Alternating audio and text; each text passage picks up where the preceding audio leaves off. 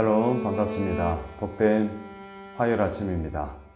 오늘은 에스겔서 29장 13절로 21절의 말씀, 나를 위한 수고, 나를 위한 수고, 이 제목으로 함께 말씀 나누고자 합니다.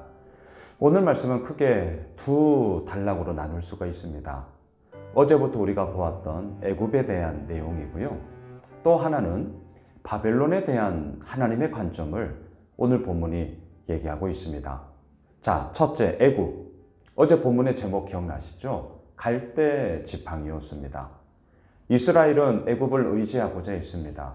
왜? 전통의 강호였기 때문입니다. 힘이 있었어요.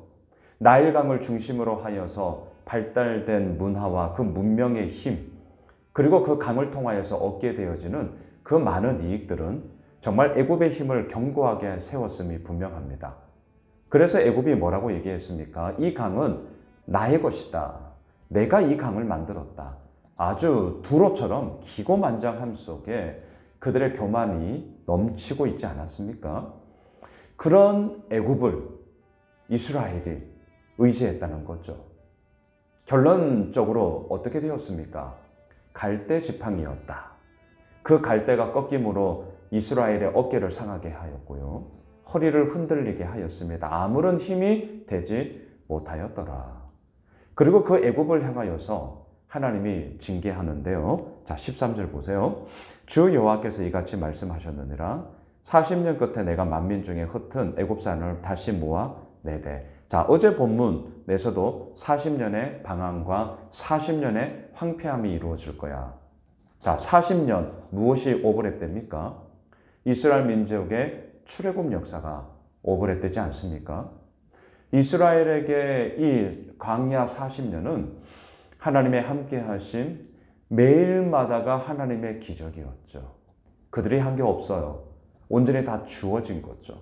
만나와 메추라기, 반석에서 물이 나며 또한 그들이 입고 있던 옷들이 정말 낡지 아니하고 신발이 닳지 아니하고 낮에는 구름 기둥, 밤에는 불 기둥으로 그들을 인도하지 않았습니까?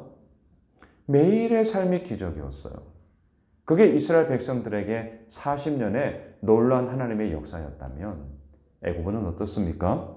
40년이 황폐함과 그 강의 이야기가 바짝 마른 사막의 이야기로 변질되어짐으로 인하여서 그들의 죄악의 냉엄한 하나님의 심판의 이야기가 이루어졌던 그 기간이었습니다. 근데 오늘 보면 13절에 보니까요. 40년이 끝났어요. 그리고 다시금 그들을 모으시겠다고 하십니다. 14절 보세요. 애굽에 사로잡힌 자들을 돌이켜 바드로스 땅, 곧 그 고국 땅으로 돌아가게 할 것이라. 그들이 거기에서 미약한 나라가 되되. 그런데 모으셨어요. 어떻게 됩니까? 미약한 나라가 되었습니다. 15절. 나라 가운데 지극히 미약한 나라가 되어 다시는 나라들 위에 스스로 높이지 못하리니 내가 그들을 감하여 다시는 나라들을 다스리지 못하게 할 것임이라. 이것이 애굽을 향한 하나님의 준엄한 심판이었습니다. 두 번째, 오늘 본문 17절 이하를 보시면 이렇게 애굽의 이야기를 하고 있는 가운데 바벨론에 대한 하나님의 이야기가 나와요. 자, 17절 보세요. 27째 해 첫째 달 초하루에 여호와의 말씀이 내게 임하여 이르시되. 자, 어제 본문 29장 1절을 보면 열째 해 열째 달 12째 날에 하나님의 말씀이 임하셨어요. 그리고 오늘 보면 17절은 27째 해예요. 몇 년이 지났습니까? 17년이 지났어요. 역사를 보니까요. 이렇게 17년이 지난 그 사이에 이제 바벨론의 이야기가 나오는데 바벨론이 두로 정벌을 위하여서 대략 한 13년여를 엄청난 힘을 다 쏟았습니다. 18절을 보십시오. 인자야.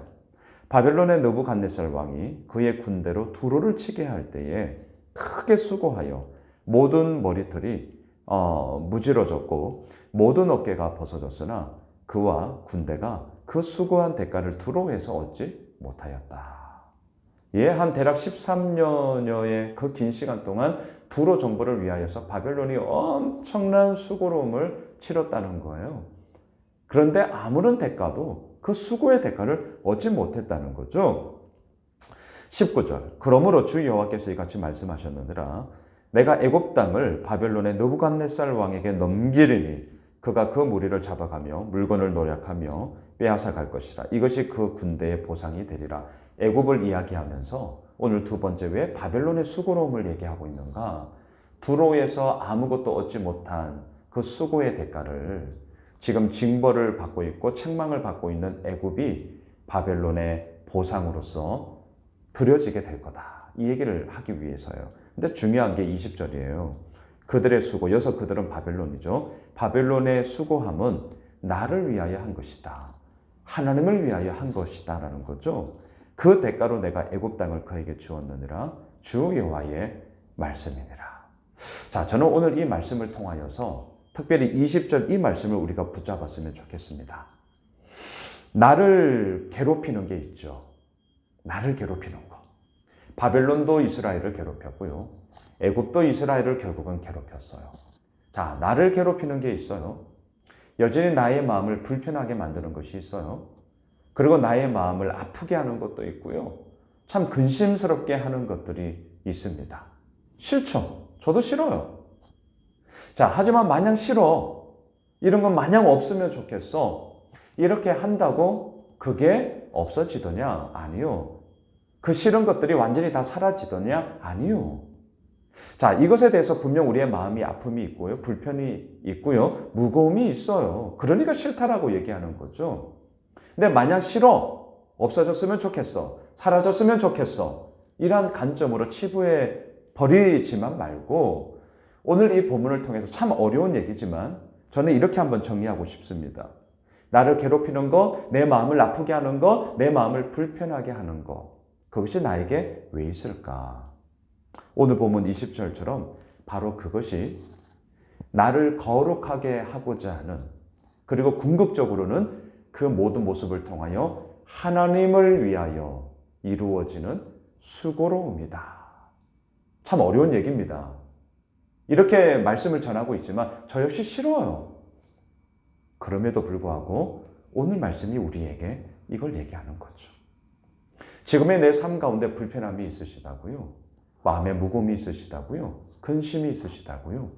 근데 그 마음의 근심, 불편함, 그 무거움들이 더욱더 하나님 앞에 내가 엎드리고 하나님의 은혜를 구하고 더욱더 하나님의 그 거룩함을 향하여서 내가 몸부림치게 되는 바로 그 수고로움을 이끄는 것이라면 하나님은 그것을 통하여서 우리들을 빚어가시며 결국 하나님을 위한 수고로움으로 그 모든 것들이 지금 쓰여지고 있구나. 바벨론이 그러하지 않았습니까? 하나님을 위한 수고로움을 바벨론이 했어요. 아무런 대가를 두로에서는 받지 못했어요. 그 대가를 애굽을 통하여 얻게 될 것이다. 왜? 나를 위하여 바벨론이 수고했기 때문이다. 말씀을 정리하겠습니다. 하나님을 위하여 애쓰고 나아갔던 바벨론의 수고로움. 바벨론은 이스라엘에게 좋은 이야기가 아니었다니까요. 하지만 그것마저도 하나님 앞에 이스라엘의 죄악을 발견케 하고 회개케 하고 엎드리게 하고 하나님의 그 거룩함으로 빚어가고자 했던 하나님의 수고로움이었다는 사실을 우리가 기억합시다.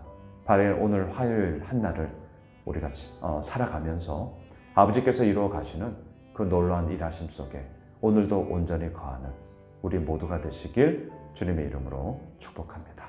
기도합시다. 하나님, 바벨론의 수고로움은 하나님을 위한 수고로움이었습니다. 하나님, 여전히 내 마음을 불편하게 하고 내 마음을 아프게 하고 정말 이건 싫어. 예, 그런 것들이 있죠.